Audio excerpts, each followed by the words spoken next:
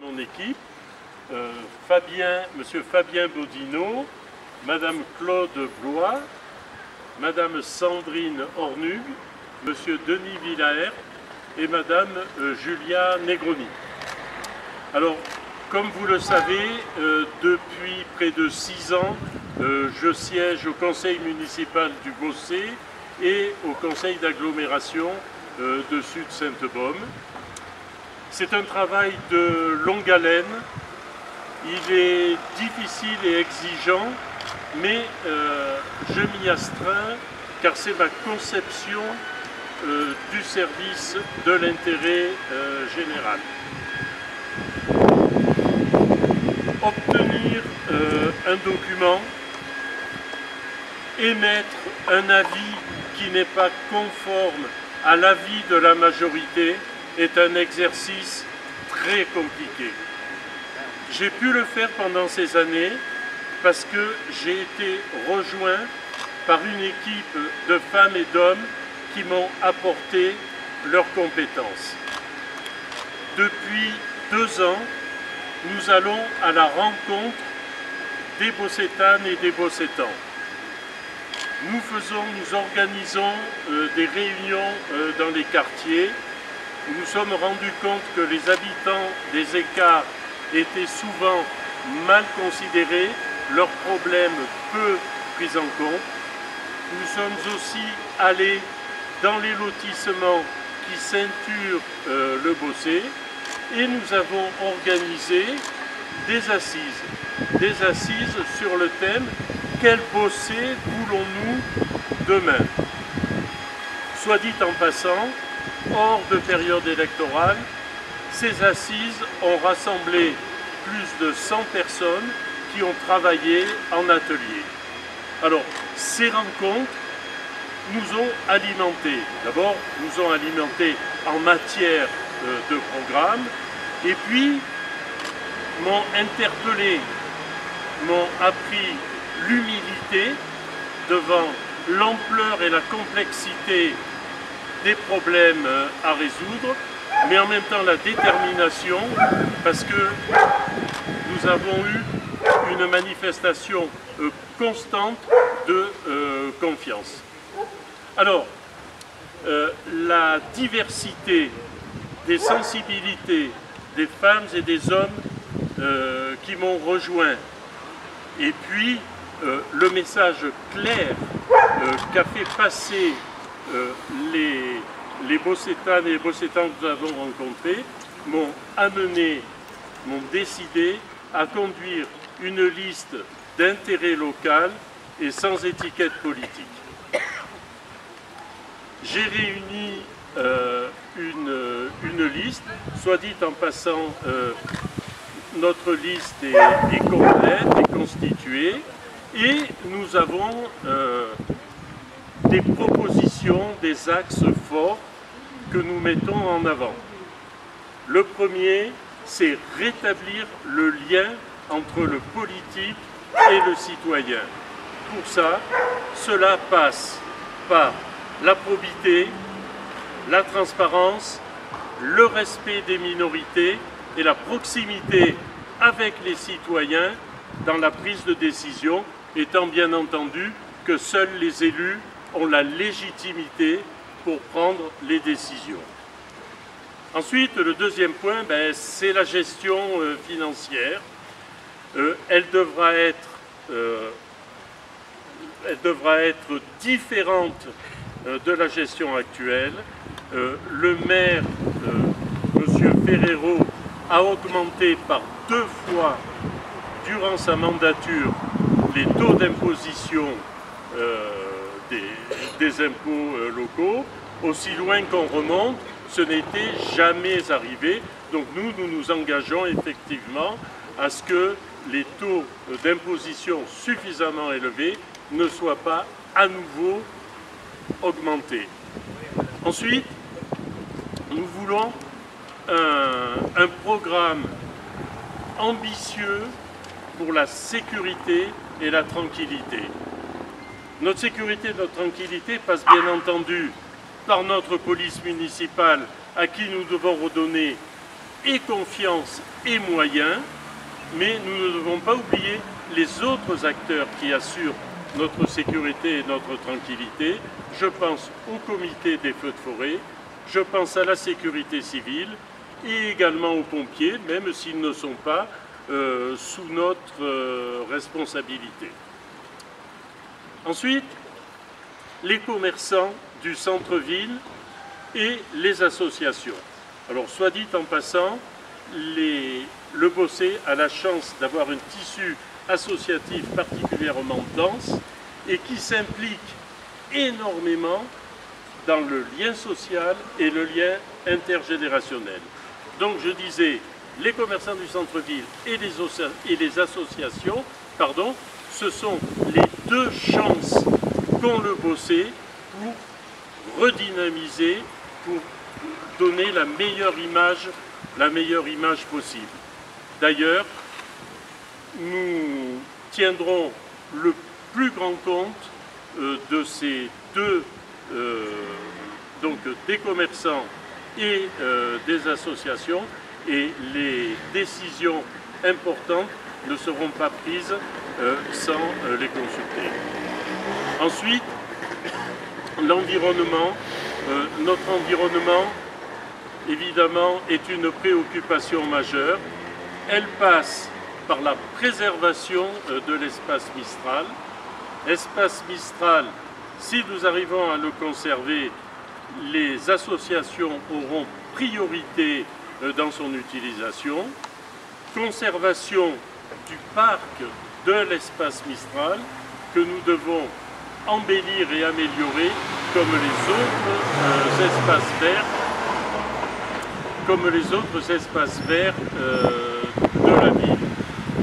Bien entendu, dès le début de la mandature, il y aura un plan d'isolation des bâtiments qui se déroulera, qui sera effectif tout au long du mandat. de la mandature. Et puis, évidemment, je n'oublie pas ce qui empoisonne notre quotidien, l'insupportable noria de camions qui traversent le Beaussais, les problèmes de stationnement et d'autres. Enfin, en ce qui concerne Sud Sainte-Baume, nous agirons pour rétablir une priorité des investissements pour les communes du Haut-Pays et en particulier le Beaussais qui a été bien mal traité. Et ce que nous ne voulons pas, c'est l'exemple de la saga de la gendarmerie où les gendarmes, nos gendarmes, qui travaillent dans des conditions absolument indignes, et j'ai une pensée pour eux au passage, sont pris au piège par des politiques qui essayent de peser avec, sur notamment le problème de l'attribution des logements sociaux. C'est absolument indigne. Nous avons déjà perdu la perception du Beaussais. Il ne s'agirait pas que nous perdions aussi notre gendarmerie. Ce sont donc les axes forts que nous allons développer dans les prochaines semaines, que nous allons développer en indiquant les moyens d'y parvenir afin que ces belles paroles ne restent pas lettres mortes.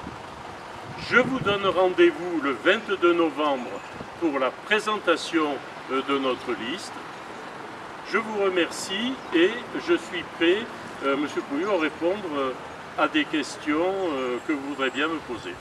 Oui, il y en a plusieurs. Par exemple, c'est une nouvelle équipe complètement nouvelle, ou il y a encore des anciens colistiers? Alors, il y a des anciens colistiers parce que je ne renie jamais mes amitiés, mais vous pourrez constater, surtout le 22 novembre, que nous avons une large ouverture. Une large ouverture. Pas d'étiquette du tout? Alors, il n'y a pas d'étiquette. Mes colistiers ont parfois des engagements politiques. Ce n'est pas, ils n'ont pas à les mettre en avant. S'ils sont là, c'est qu'ils ont adhéré à un projet de gouvernance démocratique de la commune. Ils ont aussi adhéré à une charte humaniste et sociale. Il y a quand même le mot social dans votre... Il y a quand même le mot social parce que je pense que le mot social d'abord n'est pas un gros mot. Ce n'est pas une prise d'otage d'un parti, et c'est vrai que nous nous intéressons aux plus démunis dans le pays. Je rebondis parce que j'y pense sur l'espace Mistral, il y a encore une chance de le sauver, vous comptez sur le recours j'imagine? Alors oui, à notre avis, les choses sont loin d'être terminées. Nous avons fait un recours gracieux, le maire a jusqu'au 15 octobre pour y répondre. Selon sa réponse ou sa non-réponse, nous attaquerons au tribunal administratif. Il y aura ensuite vraisemblablement une délibération pour la vente. Nous attaquerons cette délibération et s'il y a permis de construire, nous attaquerons le permis de construire. Pour nous, l'espace Mistral est un bien public que nous ne voulons pas lâcher et dont le Bossé a tellement besoin et nous nous en rendons compte. Finalement, je fais cette déclaration sur la place de la Poste, la place de Gaulle, pardon. On a de la chance, il fait beau, impossible d'avoir une salle.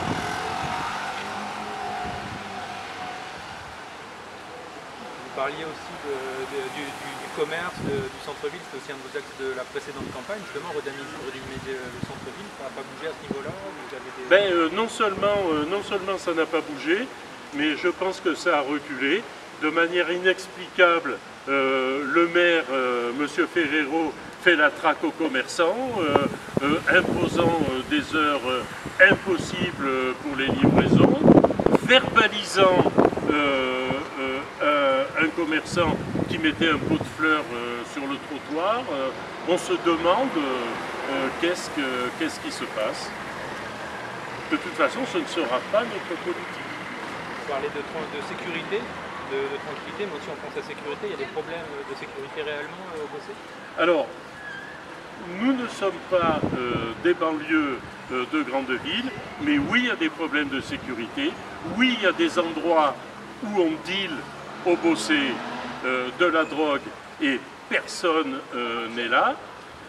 Si il devait y avoir une catastrophe, ce que je dis, la police est injoignable, les véhicules ne sont pas à proximité des bureaux de la police manque de formation, manque de matériel. C'est combien de policiers au Bossé? Alors actuellement, il y a 6 policiers municipaux. C'est évidemment insuffisant puisqu'on compte en général un policier pour 1000 habitants. Mais nous avons également un projet de formation de certains ASVP qui pourraient devenir, avec une formation bien entendu, des policiers municipaux, ce qui leur donnerait en plus une perspective de carrière. Je pense au camion. Vous serez aussi candidat de la déviation. Comment ça va se passer par rapport à... Alors,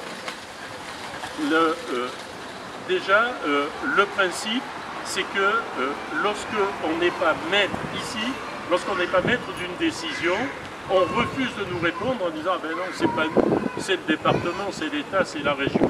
Alors déjà, un problème qui concerne le Bossé, même si on n'a pas le pouvoir de décision, on doit s'y attaquer. La véritable solution, c'est une nouvelle route qui irait depuis le camp, depuis le circuit et la zone de signe, jusqu'à l'autoroute. Il y a déjà en partie une route du feu, il existe déjà quelque chose. Cependant, construire cette route, c'est une histoire minimum de 10 à 12 ans et nous ne pouvons pas rester dans ces conditions. Donc toutes les solutions sont à mettre sur la table et notamment nous devons réfléchir avec les communes avoisinantes de manière à ce que ce ne soit pas le Bossé qui ait exclusivement les nuisances pour des activités qui vont du Castellet au Castellet. Ici, lorsque vous prenez l'autoroute, vous voyez un panneau, y compris pour les voitures qui ne sont pas des poids lourds, zone de signe, le Bossé. C'est pas tolérable. Nous devons arriver à partager les nuisances. Si nous arrivons à partager les nuisances, ne serait-ce qu'avec un sens unique pour les camions, ça diminuerait déjà par deux la noria de camions. Mais de toute façon, toutes les solutions doivent être mises sur la table. Je reviens sur quelque chose, je n'ai pas très bien compris. Le plan isolation des bâtiments, vous parlez de quoi? De l'espace Mistral? Non, je parle de l'ensemble du patrimoine de la commune. L'espace Mistral, bien entendu, c'est un travail considérable qui nécessite des moyens considérables. Mais ce que nous devons faire dès le début de la mandature, c'est un plan d'isolation de l'ensemble des bâtiments et ensuite le réaliser au fur et à mesure des moyens, puisque nous nous sommes engagés, contrairement au maire actuel, pas d'augmentation d'impôts. Vous pouvez les baisser? Les baisser, ce serait applaudi, mais j'estime que c'est démagogique et ça nous empêcherait d'atteindre nos objectifs.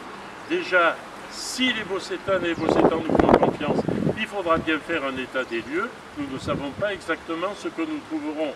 Parce que, grand mystère, le budget 2019, le maire était très fier. Pas d'emprunt, pas d'augmentation d'impôts. Mais si on regarde ce qui s'est passé les années précédentes, ça fait un peu froid dans le dos.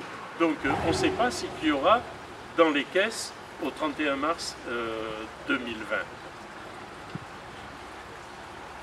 Vous critiquez aussi la gestion, quoi, les finances. Sur quels points principaux, justement, qu'est-ce que vous proposeriez de plus? Vous axeriez plus les finances sur quel genre de domaine? Mais il y a des économies manifestes à faire. Qu'est-ce qui s'est passé si je ne peux pas refaire l'historique du mandat.